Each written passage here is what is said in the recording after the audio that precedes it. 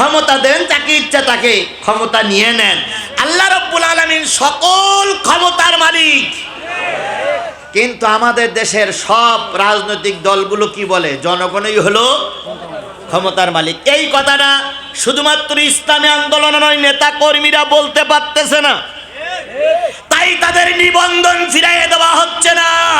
আল্লাহর কসম, নিবন্ধন যদি ফিরে নাও পায়, আল্লাহর কাছে বলবো, আল্লাহ তোমার পক্ষে থাকার কারণে জালেমেরা আমাদের নিবন্ধন দেয়নি।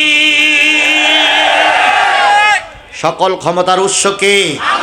জোরে বলেন, উৎস কে? সকল ক্ষমতার উৎস মানুষ। 3 বার পায়খানা, 2 বার বমি হলেই সিট হয়েই পড়ি থাকো।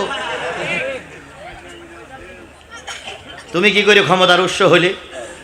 আল্লাহু লা ইলাহা ইল্লা হুয়াল হাইয়ুল কাইয়ুম, তিনি চিরজীবী চিরস্থায়ী। লা তাখুযুহু সিনাতুন ওয়ালা নাওম, তার কোনো অলসতা নেই, তার চোখে ঘুম নাই, সেই হলো আল্লাহ। আর তুমি ঘুমাইয়ে কি স্বপ্ন দেখা আল্লাহই ভালো জানে। ঘুমাইয়ে খাটের থেকে নিচে পড়ে কয় বুশ আমারে তাড়াচ্ছে। তুমি ক্ষমতার উৎস হবা, তুমি ক্ষমতার উৎস হবা। হ্যাঁ, ক্ষমতার উৎস তোমরা তারই বানিয়েছ যারা দিনের কাজ রাতেই করতেছে। এই জন্য শুধু ক্ষমতার উৎস মালিকরে করার কারণে, আমি যতটুকু জেনেছি আরো কিছু কারণ আছে, তার ভিতরে মূল কারণ হলো ক্ষমতার উৎস জনগণ বলতে পারতেছে না, এই জন্য নাকি নিবন্ধন দেওয়া হচ্ছে না। নিবন্ধন যদি নাও পাও, আল্লাহর খাতায় যদি নিবন্ধন থাকে, ওটাই তোমাদের নাজাতের ওসিলা হবে।